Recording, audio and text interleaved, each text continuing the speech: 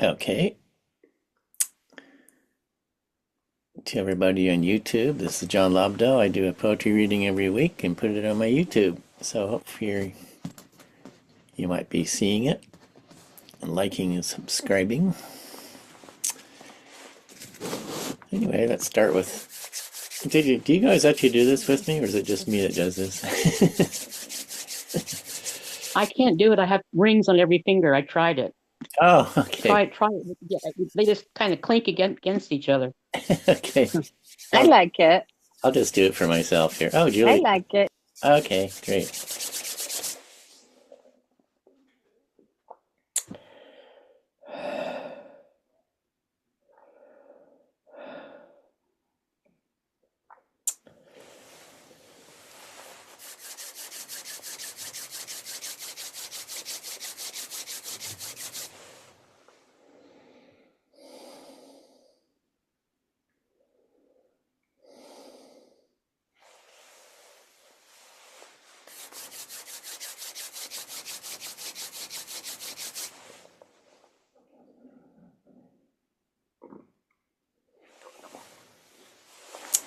All right, I got my glasses.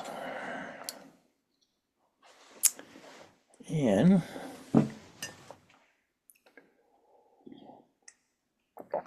I did scribble out one poem this morning. Let's see how good it is.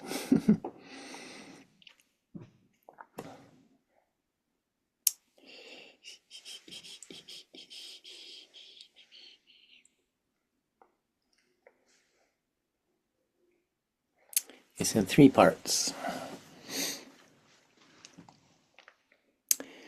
My friend speaks excitedly to me about living system theory, how we should all know we are living in one. Sometimes I know it. I see my conversations are not much different than the chatter of sparrows or the musings of a babbling brook. Number two. Sitting at a cafe near the university, I watch the students streaming by, filled with knowledge and eager anticipation, being carried along by a fast-moving stream, hoping for their desired future. But the uncertainty principle is always in play. Number three. Old now, sitting beside the stream, many of my dreams dried up, feeling like a mushroom sitting on a rotten log, digesting my life, the watcher and the watched. Hmm. The watcher and the watched. I like that. Mm. That mushroom line is kind of silly, but I like it anyway. Yeah, I liked it.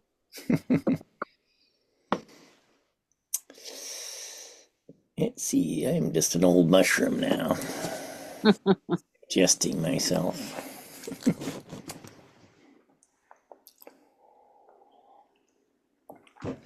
Let's see, read a few from my book.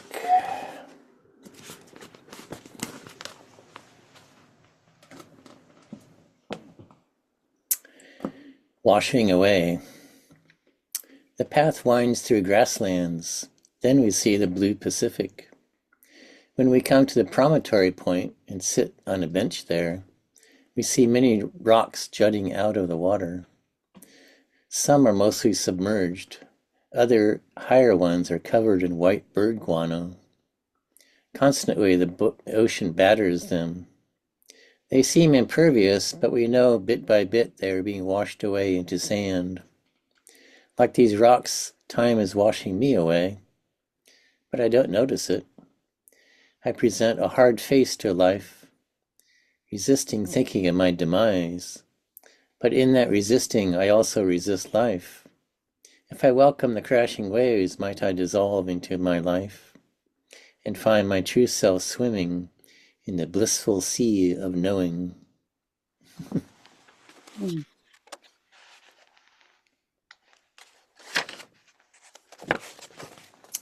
And maybe one more from the book. Labor. The young Latin man I pick up to help me with some concrete work slouches sullenly in the passenger seat. I wonder if he's angry at the world, that has conspired to make him leave his country to acquire American money. My father was a carpenter. Maybe that's why I enjoy making things instead of pushing papers in an office. Nowadays, pretty much only Latins do this work. The next day, I pick up my old friend Jose. We laugh about old jobs we've done.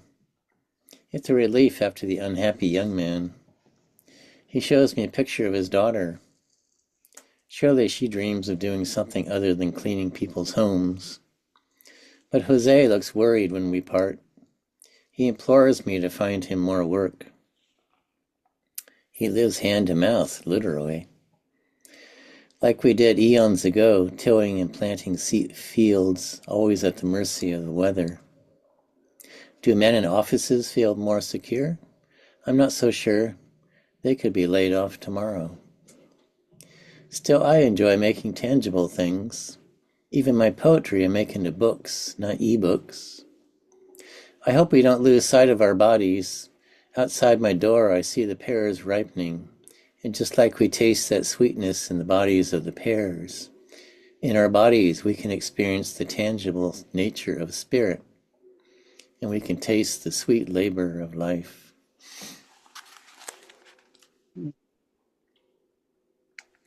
Nice. Yeah, thank you. I'm afraid I don't have much for Jose. I hope he's... I think maybe he's a legal alien. I'm not sure. But... Company. The party is really getting going. People laughing and talking loudly. I'd like to join in, but I'm feeling that familiar sensation of overloaded senses. I escape to the backyard. Lying in a lawn chair, I look up into the soothing blue sky. I come back into the center of myself. Black buzzards are circling high in the sky. There are 7 of them doing random loops, and so high. How can they see carrion on the ground? Even though I feel peaceful now, I wouldn't mind if someone came out to view this beauty with me. Beyond the fence are dry, grassy hills, the parched earth of a California summer. I re-enter the party and tell people about the 7 buzzards. They look at me oddly. They are enjoying the sweet green joys of gushing conversation. I wish I felt comfortable staying, but the arid hills call me. I drive home the long way, away from the busy freeways. The grassy hills are spotted with solitary oaks. I stop by one of them, its strong arms supported by deep roots. For 7 or 8 months of the year, they receive no rain. A blue jay lands on a branch. I am reminded of my soul. Often it is in places like this that I remember. Like Moses or Jesus in the wilderness, I feel my deep roots in the earth and my spirit in the blue sky. They are the only company I could ever wish for. All right.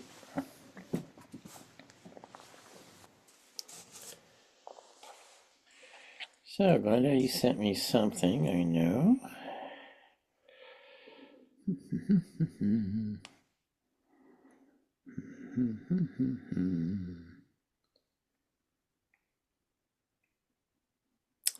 Okay, this is by Glenda. Ooh, I'm glad I got my glasses. It's called Identical Twins. Life and death are identical twins, separated at birth and destined to reunite. In my before life, I slept the sleep of innocent dreams, waiting for a light I couldn't know would come. Awake, there were flowers and rain and sky, then words and books and songs and love. I watched life unfold around me like petals on a rose. Oh, beautiful.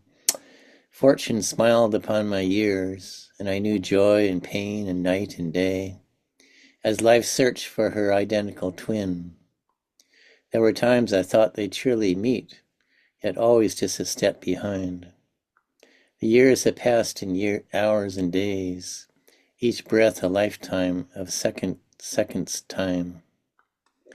Till now I sit and watch the world go quickly passing by. My dreams are of the past, future unpromised.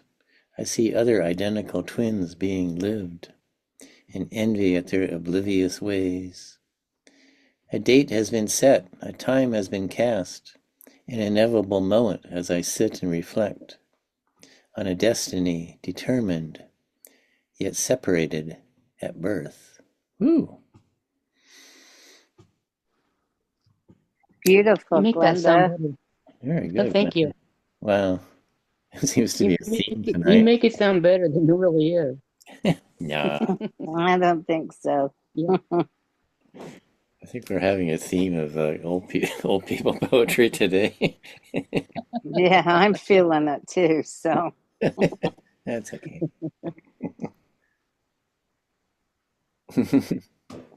Anyway, that was a beautiful poem. Okay, Thank you. let's read a few other poems before we bid adieu. This is a short one by W.S. Merwin. Utterance. Sitting over words very late, I have heard a kind of whispered sighing not far, like a night wind in the pines, or like the sea in the dark, the echo of everything that has ever been spoken, still spinning its one syllable between earth and silence.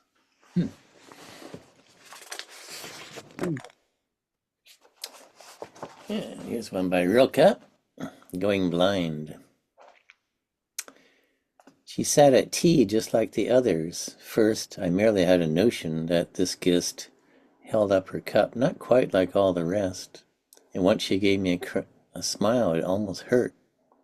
When they arose at last with talk and laughter, and ambled slowly and as chance dictated through many rooms, their voices animated, I saw her seek the noise and follow after, held in like one who in a little bit would have to sing where many people listened. Her lighted eyes, which spoke of gladness, glistened with outward luster as a pond is lit. She followed slowly, and it took much trying, as though some obstacle still barred her stride, and yet as if she, on the farther side, might not be walking any more, but flying. Oh, Where that was.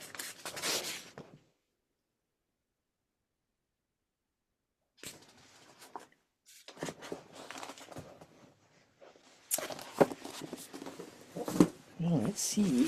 Here's a little one by Joy Harjo. Maybe that's a little.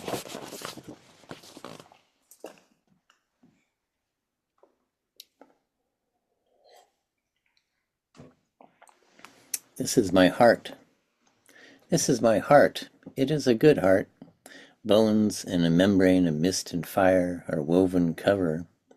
When we make love in the flower world, my heart is close enough to sing to yours in a language that has no use for clumsy human words. My head is a good head, but it is a hard head, and it whirs inside with a swarm of worries. What is the source of this singing? It asks. And if there is a source, why can't I see it right here, right now, as real as these hands hammering the world together with nails and sinew? This is my soul. It is a good soul.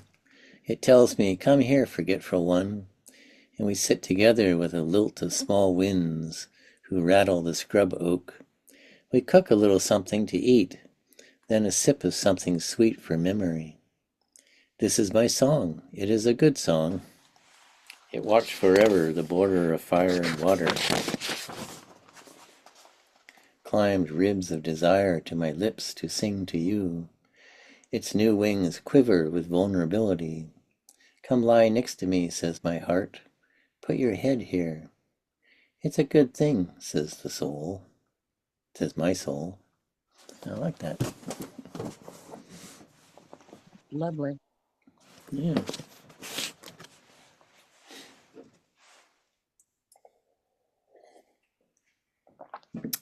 should write a letter. I should write a poem with those repeating lines. Not repeating lines, but repeating. Yeah, sort of repeating lines.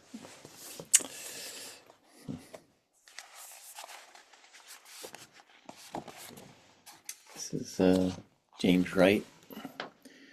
To a hostess saying good night. Shake out the ruffle, turn and go. Over the trellis blow the kiss. Some of the gifts will never know another night to shadow this. Some of the birds awaken vines will never see another face. So frail, so lovely any place between the birdbath and the bines. Oh dark, come never down to you. I look away and look away. Over the moon the shadows go. Over your shoulder nebulae.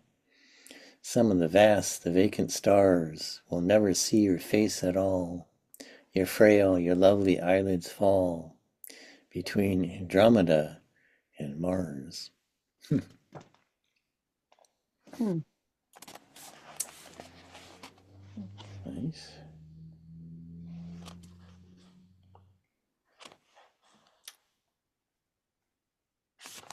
Oh, and here's one I always like of his. A blessing. Just off the highway to Rochester, Minnesota, twilight bounds softly forth on the grass, and the eyes of these two Indian ponies darken with kindness.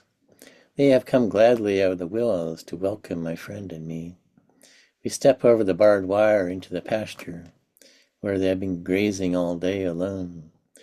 They ripple tensely. They can hardly contain their happiness that we have come.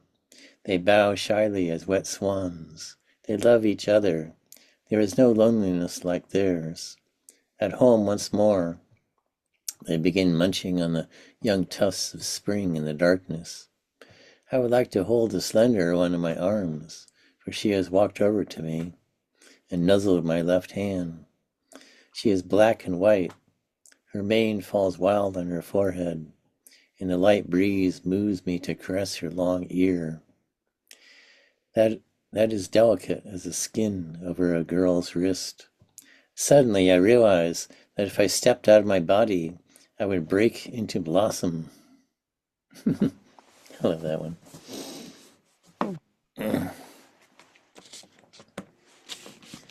Are either of you guys horse people? I like horses, but I've never really spent a lot of time around them. Yeah, I love horses. When I was a little girl, my dad was a sheep rancher, and so when it was at the height of his business, we had 10 or 12 of them. So they were a lot of fun, Oh, but wow. dwindled over the years. Oh, wow. That's great. Yeah, yeah. Yeah, I think I've ridden a horse once. I just remember when he was coming up, I was coming down. Yeah,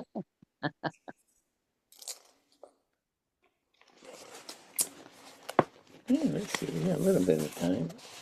I haven't read any Frank O'Hara for a while. This is To a Poet. I am sober and industrious, and would be plain and plainer for little while, until my rococo self is more assured of its distinction. So you do not like my new verses written in the pages of Russian novels, while I do not brood over an orderly childhood. You are angry because I see the white-haired genius of the painter more beautiful than the stammering vivacity of your temperament. And yes, it becomes more and more a matter of black and white between us.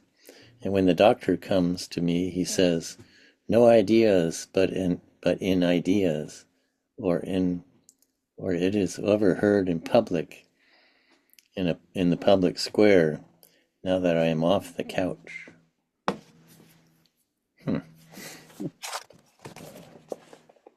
Complicated one.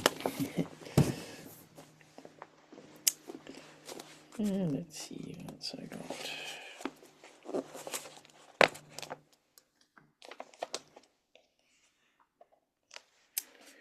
There's one by Somebody named Barbara Main, Meyn. It happens quietly. A maple seed blown here by a sudden random wind sprouts beneath the bedroom wall, grows before I quite know how it grew, tops the eaves seeking afternoon.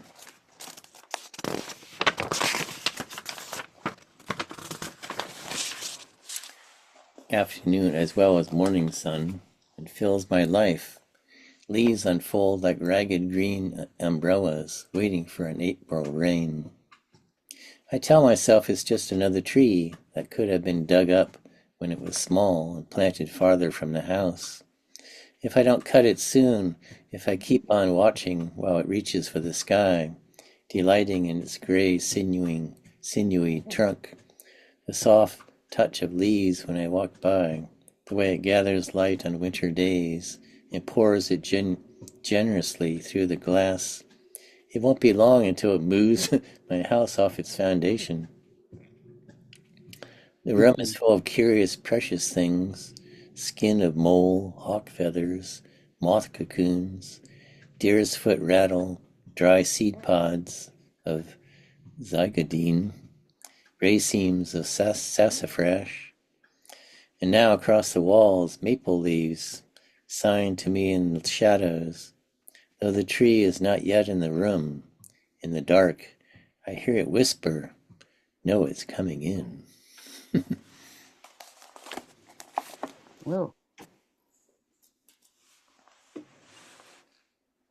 I have a lot of volunteer maples in my house.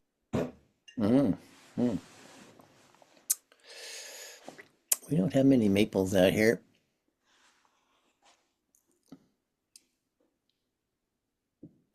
It's my favorite tree. Yeah, it's be beautiful in the fall, huh? Mm-hmm. They're very shady. Yeah. Well, as a carpenter, I used to enjoy using maple. It's a pretty wood, very hard.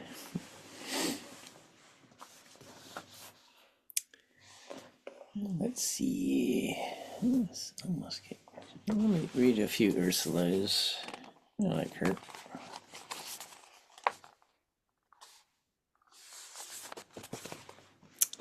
So Ursala Le Guin. Words for the dead. Mouse my cat killed. Gray scrap in the dustpan. Carried to the trash. To your soul, I say, with none to hide from now. Run now, dance within the walls of the great house, and to your body, inside the body of the great earth, is unbounded being. Be still.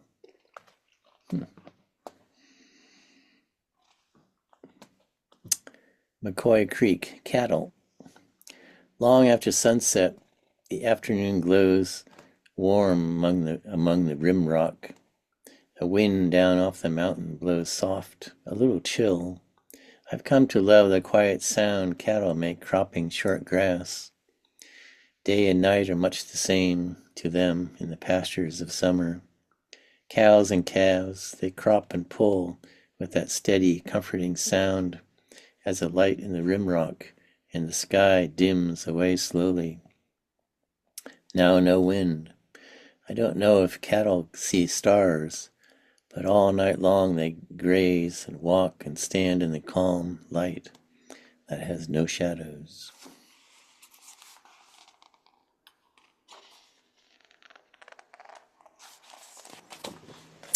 Merlin. This is in two parts. Part 1. Her feathery raiment in the July sun made her a glory as she flew, a blaze of gold and white, dappled with dun against the blue. Instant as a meteor, she claimed the sky, jinked, veered, towered to soar above the hill and disappeared, crying her piercing, hissing sound.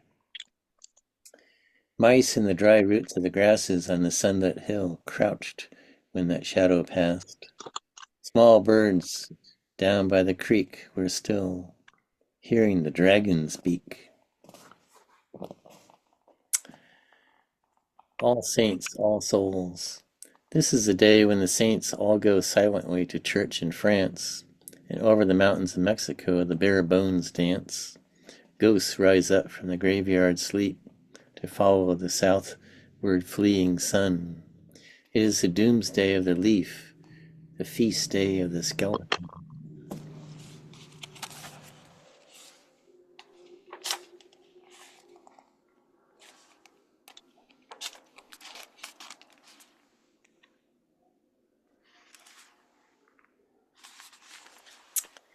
And one called Company. A paw, a questing nose, half wakened me, and I let him under the covers. He curls up and purrs himself asleep. Cats are less troublesome than lovers.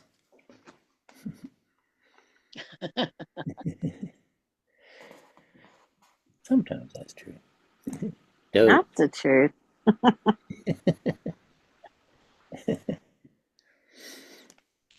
Doze. The little stone my mind slips into the cloudy pond and slowly settles in silt at the bottom of the water. It could be forever.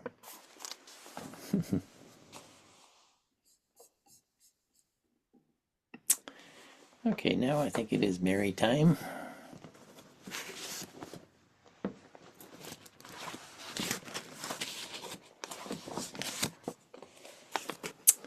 This one's called Spring. Somewhere a black bear has just risen from sleep and is staring down the mountain all night in the brisk and shallow restlessness of early spring. I think of her, her four black fists flicking the gravel, her tongue like a red fire touching the grass, the cold water. There was only one question: how to love this world. I think of her rising like a black and leafy ledge to sharpen her claws against the silence of the trees. Whatever else my life is, with its poems and its music and its glass cities, it is also this dazzling darkness coming down the mountain, breathing and tasting. All day I think of her, her white teeth, her wordlessness, her perfect love.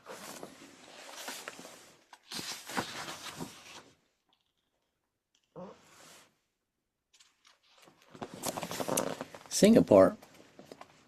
In Singapore, in the airport, a darkness was ripped from my eyes. In the women's restroom, one compartment stood open. A woman knelt there washing something in the white bowl. Disgust argued in my stomach, and I felt in my pocket for my ticket. A poem should always have birds in it, kingfishers say, with their bold eyes and gaudy wings. Rivers are pleasant, and of course trees. A waterfall, or is that not possible, a fountain rising and falling? A person wants to stand in a happy place in a poem. When the woman turned, I could not answer her face. Her beauty and her embarrassment struggled together, and neither could win. She smiled and I smiled. What kind of nonsense is this? Everybody needs a job. Yes, a person wants to stand in a happy place in a poem. But first we must watch her as she stares down at her labor, which is dull enough. She is washing the tops of the airport ashtrays, as big as hubcaps, with a blue rag. Her small hands turn the metal, scrubbing and rinsing. She does not work slowly nor quickly, but like a river. Her dark hair is like the wing of a bird. I don't doubt for a moment that she loves her life, and I want her to rise up from the crust and the slop and fly down to the river. This probably won't happen, but maybe it will. If the world were only pain and logic, who would want it? Of course it isn't. Neither do I mean anything miraculous, but only the light that can shine out of a life. I mean the way she unfolded and refolded the blue cloth, the way her smile was only for my sake. I mean the way this poem is filled with trees and birds.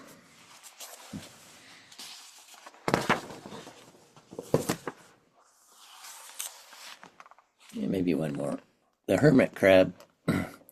Once I looked inside the darkness of a shell folded like a pastry, and there was a fancy face. or almost a face, that turned away and frisked up its brawny forearms so quickly against the light in my looking in, I scarcely had time to see it gleaming under the pure white roof of old calcium. When I set it down, it hurried along the tide line of the sea, which was slashing along as usual, shouting and hissing toward the future, turning its back with every tide on the past, leaving the shore littered every morning with more ornaments of death. What a pearly rubble from which to choose a house like a white flower, and what a rebellion to leap into it and hold on, connecting everything, the past to the future, which is, of course, a miracle, which is the only argument there is against the sea. All right, dear ones, I'm going to sign off here. I wish you both a good week. Thank you, John. Good week. Yeah, thank you. Both of you as well. Thank you both. See you next week. Take care. Bye-bye. Bye. Bye. Bye-bye. Bye. Bye. And there it is.